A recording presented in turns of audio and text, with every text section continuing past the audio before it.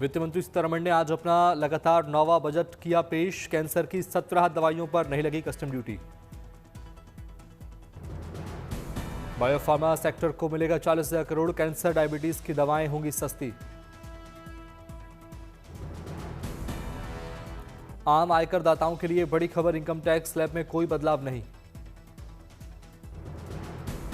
गैर audit trust के लिए इनकम टैक्स रिटर्न की समय सीमा बढ़ाई गई। अब 31 अगस्त होगी नई डेडलाइन। आम आदमी के लिए राहत वाली खबर, मोटर एक्सीडेंट क्लेम की रकम पर ब्याज को टैक्स से छूट। बजट में ईवी बैटरी, जूते और कपड़े होंगे सस्ते। माइक्रोवेव ओवन के भी गिरेंगे दाम। चिप के लिए अब चीन की निर्भरता होगी कम। भारत अपना सेमीकंडक्टर मिशन आईएसएम 2.0 लॉन्च करेगा। कंटेंट क्रिएशन को दिया जाएगा बढ़ावा। 15,000 स्कूलों में 500 कॉलेजों में खुलेंगे कंटेंट क्रिएटर लैब। इसके लिए लगाए जाएंगे कई नए सेटअप्स। गेमिंग सेक्टर में 10 लाख से ज्यादा प्रोफेशनल को किया जाएगा हायर। नए क्रिएटर्स को बढ़ावा देना और उन्हें आधुनिक सुविधाएं देना है मकसद। आयुर्वेद के 3 नए एम्स बनाए जाएंगे। आयुर्वेदिक दवाइयों की टेस्टिंग के नेशनल लैब्स भी बनेंगे।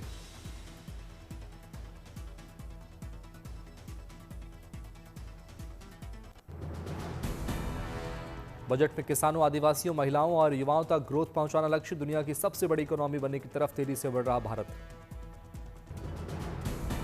टेक्सटाइल इंडस्ट्री के लिए राहत वाली खबर, बनाए जाएंगे mega textile park. National handloom policy से कारीगरों को प्रोत्साहन और मदद। वन डिस्ट्रिक्ट वन प्रोडक्ट को दिया जाएगा बढ़ावा। खादी को प्रोत्साहित करने के लिए प्रोडक्शन, ट्रेनिंग और मार्केटिंग पर होगा फोकस।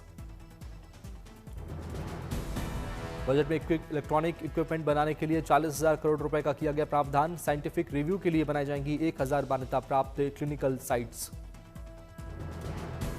रेयर अर्थ मटेरियल के लिए ओडिशा, तमिलनाडु, आंध्र प्रदेश में डेडिकेटेड फैसिलिटी सेंटर बनाने की पहल। इसके लिए बनाए जाएंगे dedicated mineral park.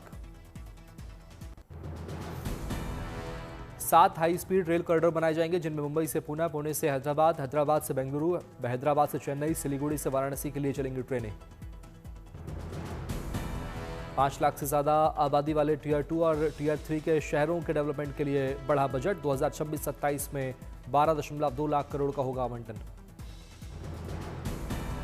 Eastern freight corridor को सूरत तक बढ़ाने की तैयारी। अब पूर्व में डानकुनी से पश्चिम में सूरत तक पोर्ट को कॉरिडोर से जोड़ने का प्लान। बजट पेश करने से पहले वित्त मंत्री निर्मला सीतारमण ने राष्ट्रपति द्रौपदी मुर्मू से की मुलाकात। राष्ट्रपति ने वित्त मंत्री को दही चीनी खिलाई। बजट से पहले बढ़ा सरकार हुई मालामाल। जीएसटी कलेक्शन बढ़ने से सरकारी खजाना लबालब।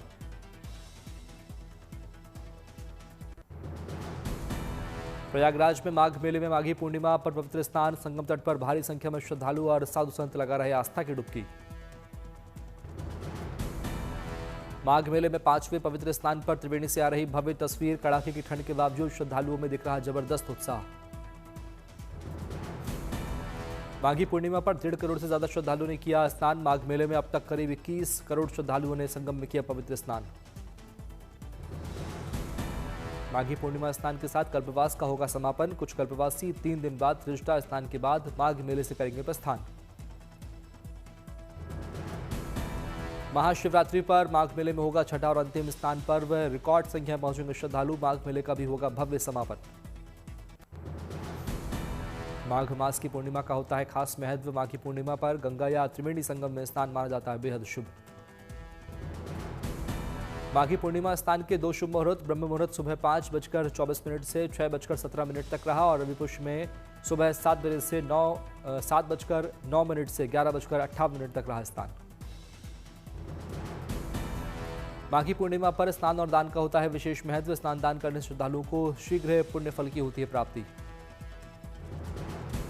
माघी पूर्णिमा भगवान विष्णु और चंद्रदेव की आराधना का विशेष विधान। व्रत और पूजा पाठ से हर मनोकामना होती है पूरी। ब्रह्म मुहूर्त में किसी पवित्र नदी, तीर्थ या सरोवर में करें स्नान। बाहर स्नान संभव ना हो तो घर पर पानी में गंगा जल डालकर करें स्नान। माघ पूर्णिमा पर हरिद्वार में हर की पैड़ी में उमड़ा आस्था का जनसैलाब। श्रद्धालु लगाई आस्था की डुबकी। गंगा स्नान करने के लिए दूर दूर से हरिद्वार पहुंचे श्रद्धालु, गंगा तट पर किया स्नान। माघ पूर्णिमा पर गंगा स्नान करने से सभी मनोकामनाएं होती हैं, पूर्ण पितरों का भी मिलता है आशीर्वाद। गंगा स्नान के बाद किया गया दान पितरों को भी देता है फल। माघ मास में तिल से बनी वस्तुओं का विशेष प्रायोजन। ऊनी वस्त्र और मिठाई दान करते हैं श्रद्धालु, भगवान नारायण का मिलता है आशीर्वाद। जैसलमेर का डेडांसर मैदान बना उत्सव का केंद्र। मरु महोत्सव में ऊंटों के रोमांचक करतबों और केवल पोलो ने खींचा सबका ध्यान। वायुसेना की एयर वॉरियर ड्रिल ने आसमान में दिखाया हैरतअंगेज करतब। वायुवीरों ने पेश किया साहस और शौर्य का अद्भुत प्रदर्शन।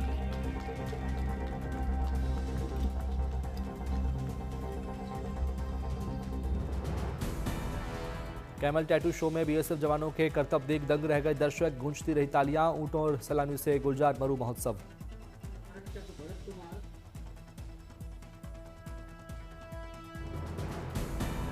दौड़ते ऊंटों पर योग, राइफल के साथ संतुलन और पोलो मैच बना आकर्षण का केंद्र। ऊंट पर 25 मिनट पोलो खेलते खिलाड़ियों ने दिखाया दम।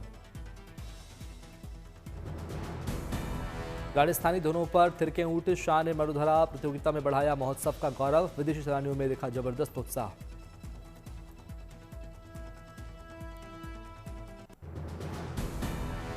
मरु महोत्सव में रंगारंग उत्सव और सांस्कृतिक धमाका, अनोखा नजारा देख विदेशी सैलानी भी हुए उत्साहित।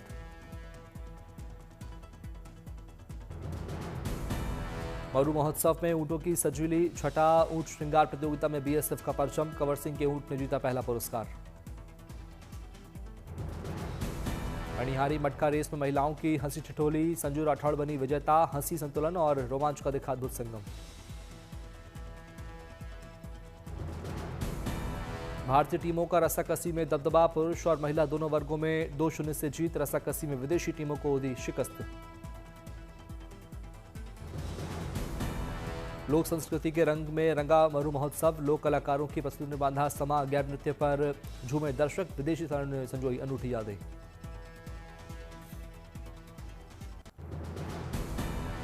गुजरात के अंबाजी में गब्बर परिक्रमा महोत्सव, दर्शन कंपटीशन में उमड़ा जनसैलाब। 1012 धावकों ने लगाई दौड़। अरावली की वादियों में आस्था और खेल का अद्भुत संगम। 3 किलोमीटर दर्शन दौड़ का आयोजन। गब्बर परिक्रमा में रिकॉर्ड भागीदारी। अंबाजी की ध्वजा के साथ दर्शन दौड़ का शुभारंभ। अरावली पर्वतमाला में गूंजे जयकारे। दर्शन कंपटीशन बना आकर्षण का केंद्र। ओपन एम्प्लॉय बॉयज और गर्ल्स 4 कैटेगरी में हुआ दर्शन कंपटीशन। 51 शक्तिपीठों की परिक्रमा के साथ खेल आयोजन ने श्रद्धालुओं को जोड़ा।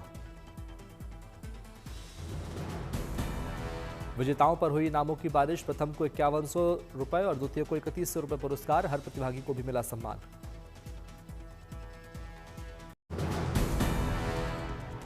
उत्तराखंड के कोटद्वार में 2 दिवसीय बर्ड फेस्टिवल कार्यक्रम का आयोजन। मुख्य अतिथि के तौर पर मौजूद रहे सीएम धामी। बर्ड वॉचिंग के शौकीन मेहमानों ने भी की शिरकत। मेहमानों के साथ में गाइड भी रहे मौजूद।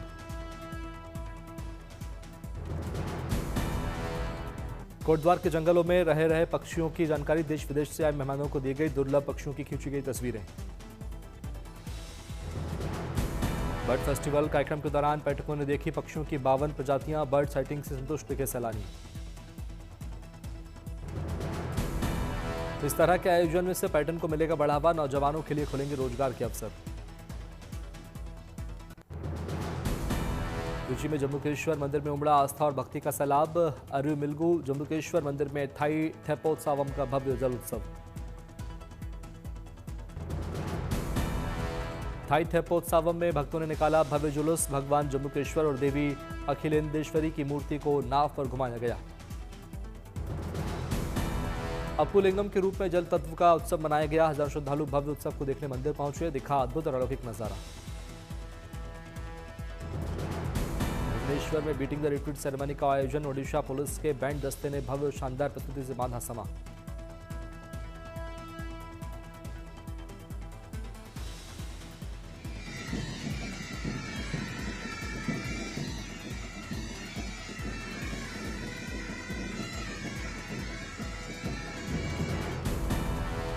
ओडिशा पुलिस के कमांडो का सुरक्षा और कौशल का अद्भुत प्रदर्शन। ओडिया कलाकारों के रंगारंग प्रदर्शन से महोत्सव बना यादगार।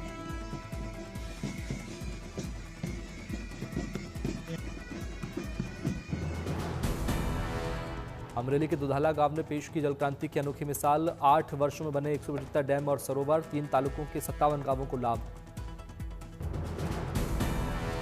गाघड़ियों नदी हुई पुनर्जीवित, फिर से बह रही 52 किलोमीटर लंबी नदी किसानों के लिए हो रही है जीवनदायिनी साबित। दृढ़ संकल्प और दूरदृष्टि ने उजड़ते गांवों को बनाया दोबारा समृद्ध। दुधाला में जल क्रांति ने दिखाई समृद्धि की नई राह। ग्रामीण जीवन में आए ऐतिहासिक बदलाव। जल क्रांति से 3 सीजन की खेती संभव, किसान बन रहे हैं आत्मनिर्भर। जल क्रांति ने खाड़ी क्षेत्र में भी मीठे पानी से खेती संभव कराई, किसानों की जिंदगी बदली, जमीन की कीमत बढ़ी 3 गुना। डीडवाना में पुलिसकर्मी ने पूरी की दिव्यांग की इच्छा। दिव्यांग ने जताई थी थाना देखने की इच्छा, पुलिस वाले ने अपने कंधे पर बैठाकर दिखाया थाना।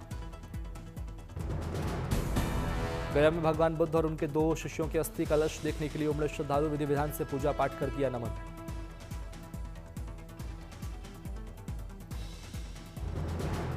धनबाद में रन फॉर एजुकेशन का हुआ भव्य आयोजन। दौड़ में 5000 बच्चों ने लिया हिस्सा, जमकर लगाई दौड़। एयर मार्शल इंद्रपाल सिंह वालिया ने पूर्वी वायु कमान के वायुधिकारी कमांडेंट इन चीफ का पदभार ग्रहण किया। सन 1988 में एनएसजी में हुए थे शामिल। पहलगाम में खराब मौसम के बावजूद बीआरओ की टीम का दिखा बुलंद हौसला, रास्ते सड़क की मोटी परत हटाने में जुटी टीम। कुल्लू और मनाली के पहाड़ों ने ओढ़ी बर्फ की सफेद चादर, नजारे हुए बेहद मनमोहक। प्रकृति की खूबसूरती ने पर्यटकों का जीता दिल, हर और दिखा कुदरत का जादू।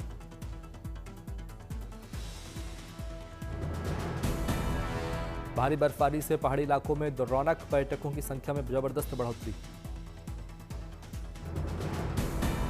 होटल, टैक्सी और स्थानीय कारोबार को बड़ा फायदा, बर्फबारी ने बढ़ाया पर्यटन कारोबार। बर्फबारी स्थानीय किसानों के लिए बनी वरदान, सेब और गेहूं की फसल को मिलेगा फायदा।